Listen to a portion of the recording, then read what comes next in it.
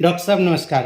नमस्कार। आपके दृष्टिपुंज eye hospital में 5 विशेषज्ञ नेत्र चिकित्सक एवं सर्जन अपनी सेवाएं दे रहे हैं, जो आंखों की अलग अलग बीमारियों के विशेषज्ञ हैं।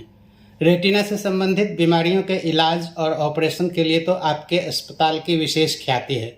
हमें यह बताइए कि आंखों में आजकल किस तरह की बीमारियां ज़्यादा हो रही हैं, यानी आंखों की किन किन बीमारियों के पेशेंट आपके यहाँ ज़्यादा आ रहे हैं, उन बीमारियों के कुछ मुख्य लक्षण क्या हैं और कोई व्यक्ति कैसे समझे कि उसकी आंख को किसी विशेषज्ञ चिकित्सक से चेकअप कराने की ज़रूरत है।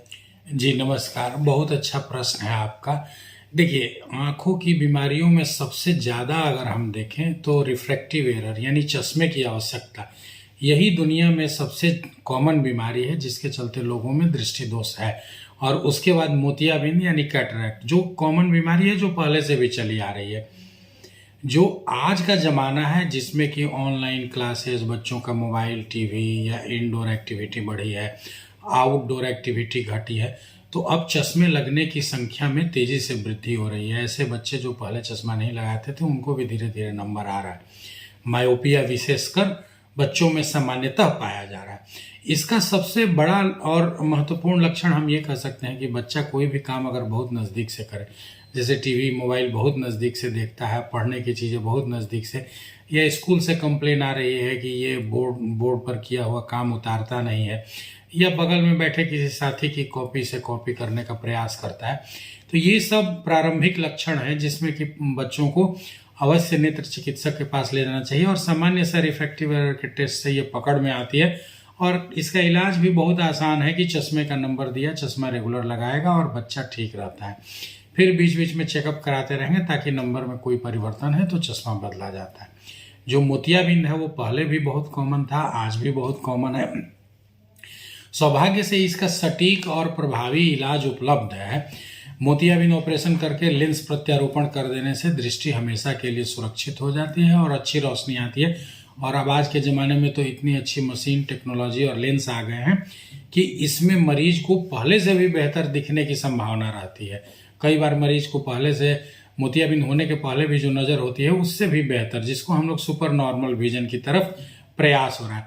तो ये दो महत्वपूर्ण बीमारी है और वर्तमान ज़माने में रेटिना की बीमारियों का मरीजों की संख्या तो दिन प्रतिदिन बढ़ रही है, जिसकी हम लोग चर्चा करें। आप रेटिना के जाने माने विशेषज्ञ हैं, हमें बताइए कि रेटिना यानी आँखों के पिछले पर्दे में कॉमन बीमारियां किस किस तरह की होती हैं। इसी के साथ एक और बहुत महत्वपूर्ण सवाल पूछना चाहूँगा। अक्सर कहा जाता है कि किसी बीमारी के शुरुआती दौर में पता लग जाए तो उसका इलाज आसान होता है, लेकिन रेटिना तो आँखों के अंदर होता है, ऊपर से दिखता नहीं है। तो फिर किसी व्यक्ति को कैसे पता लग सकता है या उसे कैसे अंदाज़ा लग सकता है कि रेटिना में कोई बीमारी हो रही है। जी, बहुत अच्छा आपने प्रश्न पूछा। देखिए, रेटिना जैसा कि हम सब जानते हैं कि आँख के अंदर सबसे सतह का सबसे पीछे रहता है। रेटिना बहुत महत्वपूर्ण पार्ट इसलिए है और इसकी बीमारियों का जल्दी पता लगना इसलिए आवश्यक है कि रेटिना आँख का वह भाग है जिसे बदला नहीं जा सकता है। दुनिया के किसी भी कोने में आज कोई ऐसी टेक्निक नहीं उपलब्ध है जिससे कि रेटिना का प्रत्यारोपण कर दिया जाए। तो रेटिना में जब भी कोई विकार या बीमारी या समस्या उत्पन्न होती है तो उसमें सिर्फ सुधार किया जा सकता है, रेटिना को बदला नहीं जा सकता। और जब हम सुधार करेंगे तो रिकवरी यानी नज़र में फिर से वापस आना और ये जो समस्या में सुधार है उतना ही होता है जितना कि आपने बहुत जल्दी स्टेज में पकड़ लिया बीमारी को और अच्छे से उसका इलाज किया। अब ये जो रेटिना है ये पीछे की सतह में है और हल्का फुल्का कोई समस्या होगी तो मरीज को पता चलेगा नहीं, वो जांच से ही पता चलेगा। लेकिन कुछ प्रारंभिक लक्षण हैं जो जानना अति आवश्यक है और ये प्रारंभिक लक्षण ये इसलिए है, आंखों के सामने काला घेरा बनना या कुछ मच्छर जैसा आंखों के अंदर उड़ता हुआ प्रतीत होना, जिसको हम लोग फ्लोटर कहते हैं सामान्य भाषा में, या आंखों के अंदर से बिजली चमकने जैसा, स्पार्क निकलने जैसा, या जैसे लाइट चमकती हो जिसे फ्लैशेज कहते हैं। तो ये फ्लोटर फ्लैशेज दिखना ये बहुत ही एक इंडिकेटर है कि रेटिना में कहीं कोई समस्या उत्पन्न हो रही है, डिजेनरेशन हो रहा है, रेटिना में कोई होल या ब्रेक हो रहा है या रेटिना में समस्या उत्पन्न होगी। तीसरी रेटिना की बीमारियों का सबसे बड़ा लक्षण है कि सामने जो भी चीज़ दिख रही हो वो साफ नहीं दिख के थोड़ी टेढ़ी मेढ़ी दिख रही हो या डिस्टॉर्टेड फिगर, जैसे किसी का चेहरा है वो साफ नहीं दिख के टेढ़ा मेढ़ा दिख रहा हो, आपके बालकनी का ग्रिल है वो टेढ़ा दिख रहा हो, तो ये रेटिना का जो सेंट्रल भाग है मैकुला, उसमें होने वाली बीमारियों का लक्षण है। यदि ऐसा कोई भी लक्षण हो तो तुरंत आप अलर्ट हो जाएं, किसी रेटिना विशेषज्ञ से मिले और रेटिना की जांच कराएं। आज के ज़माने में जिन व्यक्तियों को रेटिना यानी कि शुगर है, ब्लड प्रेशर है, कोलेस्ट्रॉल है, ये सब बीमारियों से ग्रसित हैं, उनके रेटिना में समस्या आने की बहुत ज़्यादा संभावना होती है।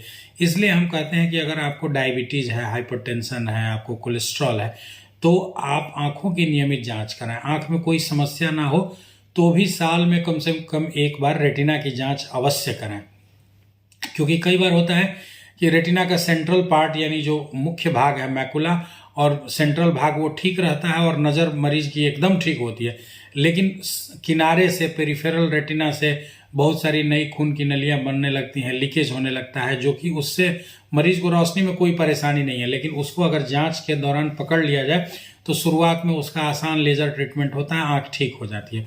और वही जब आँखों के अंदर खून बहुत ज़्यादा भर जाता है या रेटिना में खिंचाव उत्पन्न हो जाता है या रेटिना डिटैच हो जाता है, तब भी उसका इलाज है, लेकिन थोड़ा इलाज मुश्किल हो जाता है, मरीज को परेशानी ज़्यादा होती है, खर्च भी ज़्यादा होता है और ऑपरेशन के बाद रिकवरी की भी संभावना उतनी अच्छी नहीं होती है जितना कि शुरुआती स्टेज में हो।